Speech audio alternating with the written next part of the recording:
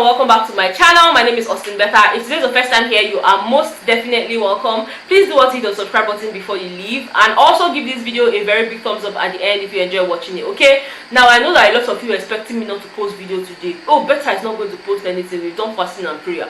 Our mouth is not going to run today. Let me tell you, this my mouth is not they go anywhere. We die here, okay? And it's even a good thing that today was really chilled on the show, so don't worry, I'm calm. So just drop your weapons. Not a lot of things happened on the show, but there was Gbas-Gbos between Frodd and Shae, and I'm going to tell you about it right about now. Right, so the question was, who vented the most in Biggie's diary room? Like, who was always going there to complain? Who did you guys think was always going there to complain about other housemates?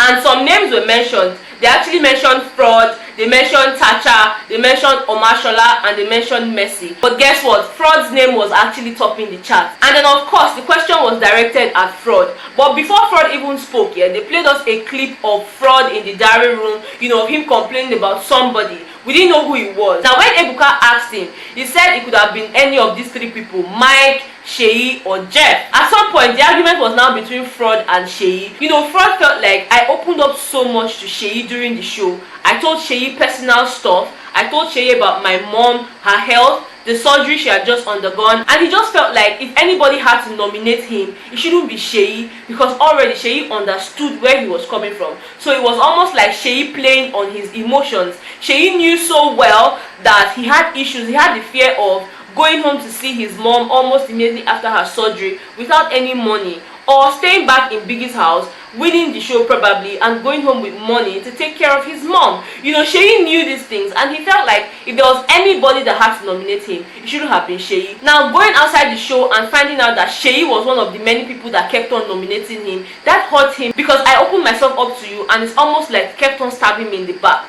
And Shae was like, look, if I had the chance to go back to Biggie's house, I will keep nominating you. Frodd was trying to explain to Shae that, look, I'm not upset. It's not like I'm angry with you for doing these things. The show is over. I'm just saying that the reason I probably vented about you during the show was because you had some attributes that I just did not understand. I felt like you were playing on my emotions. You knew some things about me, and you'd always want to hammer on those things. So every time I had the chance to talk to Biggie, you were always on the top of my list. And Frodd actually kept on telling Shae that, look, I'm not upset. In fact, even if I was upset, your mom already apologized. And immediately Frodd said that, it just be like say they pour Shae hot water. It's like, what did you say? What did you say? My mom did what? Look, don't bring my mom into this. And Frodd is like, guy, calm down. We're not a drag. I'm just saying that your mom reached out to me after the show and was speaking on your behalf. And she was like, look, in my family, they know me to be someone who takes responsibilities for my actions. Okay? So if you're saying that my mom did, Frodd is like, guy, calm down. You never read like this. I just try to explain myself. Not be fight, not they argue. And she was, even Frodd, in fact, Ebuka was like, you guys, drop it, okay? Let me just tell you guys here, that conversation is still pending. Now another fun thing they talked about was who spent the most time in Biggie's diary room. And let me tell you, before they even mentioned the names, me had already mentioned Kafi and Omashola, and coincidentally those were the names that were quite recurrent. Now Kafi wasn't in the studio to speak for herself, but Omashola was there, and to him it felt like every time he just went into Biggie's room, he felt very comfortable and he was just free to express himself. Ideally, we all know that Omashola is a very expressive person, so he did not find it very difficult having a conversation with Biggie and all of that, as opposed to Kim Oprah, who felt like Biggie did not like her. Now Ebuka asked Kim Oprah why she said Biggie did not like her, and she was like, when I first came into Biggie's room, he did not make me feel comfortable. In her opinion, she felt like Biggie did not give her room to just relax and just calm down before answering his questions. He would just ask her this question and expect straight answers and all that. So she wasn't made comfortable by Biggie. And Jackie also shared the same opinion, because she felt like Biggie also did not make her feel comfortable. And she mentioned that any of the housemates that felt very comfortable in Biggie's room when they got to Biggie's house were probably people that had watched the show, they had seen how the diary room works and just all of that, so they had prepared themselves ahead of time. And Omashola was like, no, I don't agree with that, because first of all, I had never watched Bbnaija show before I stepped into this house. And you guys remember, Omashola kept on saying that he had never watched Bbnaija show. He just applied this one time and he was lucky to get in. But Fred was like, even at that, you should have an idea of how these things work. For you to audition and say, okay, I'm going to Biggie's house, you already should start asking questions about the show. Even if you have not watched it, you ask questions, okay? Because of course, you cannot be going for an interview in a place where you know nothing about. You have the chance to ask questions, research, just do anything anything, make sure you're prepared before you get there. And like they said, Biggie even gave them time to prepare their minds. So if you got into the diary room and you are not using your opportunities right, that's on you. It's not a Biggie thing. And I kind of agree with that, because if I audition for Bbnaija show today, just know say I don't do research.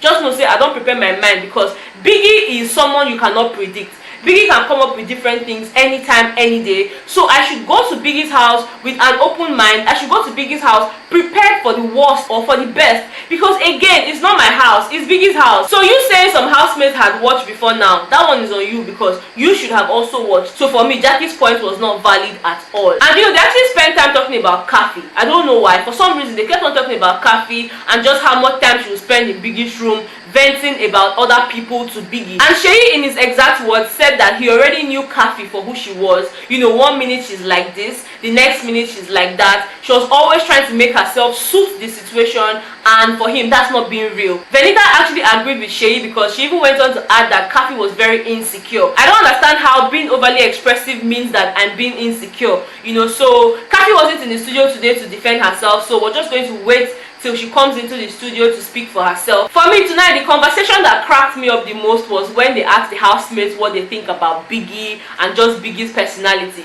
I wrote down their words because a lot of them had different things to say about Biggie. Some said Biggie is mysterious. Some said Biggie is sexy. Some said Biggie is just an entity. Some said Biggie is near perfect. Some said Biggie is just a big bro. Some said they just love his voice, and some said Biggie is very, very strict. Now, after the housemates had expressed how they felt about Biggie and all that, they played a clip of Mercy and Kathy during the show, you know, when they were talking about Biggie. And Mercy was like, every time Biggie called her name, she just felt like she was talking to her boyfriend, you know, someone she had probably met online that she had not seen before, and they're just really getting close and all of that. That's how she felt about Biggie. And Kathy was like, oh yeah, like every time Biggie calls me, I'm just like, oh my god. I'm like, auntie, better calm down before Kugidon you collect his ring. Which one is oh my god? I don't understand. For someone you are not seeing, I get it that Biggie can be really sweet sometimes. Like, guys, Biggie can be sweet when he wants to be, and the guy can just be rugged when he wants to be rugged. The thing is, when you expect Biggie to be sweet, Biggie is sour. When you expect him to be sour,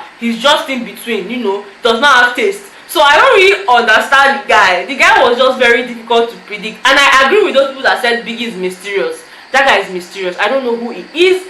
I don't know what he looks like. But we just know that there's an all-seeing eye.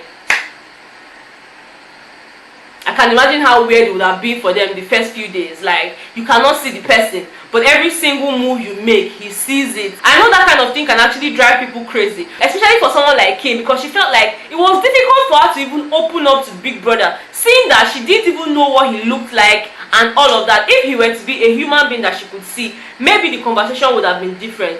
But she found it very, very difficult. And Bbnaija also shared the same view, because when Kim Oprah mentioned that, she said exactly. So it just meant that she also felt it was weird not seeing the person that knows every single thing about them. You know, Mercy was like, Omo is deep, but Big is a ghost. Big is a ghost. Ebuka, I don't talk about Big is a ghost. It was just really funny. Like I said, not a lot happened today. It was just them having chilled conversations about the diary room and, you know, diary sessions. But the only heated argument was between Frodd and Shae, which they haven't even completed up until now. So maybe they will continue from there tomorrow. I really do not know. I'm sure the organizers just want us to rest our brains today, because yesterday was hot.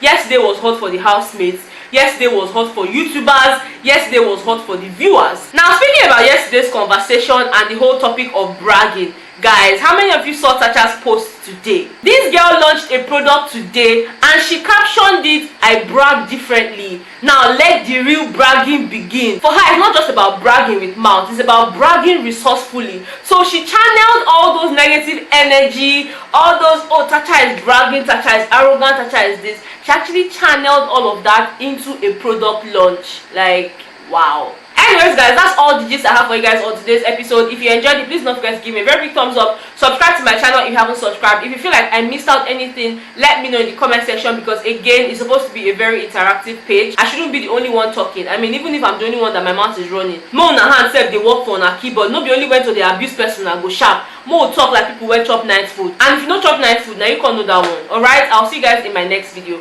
Bye.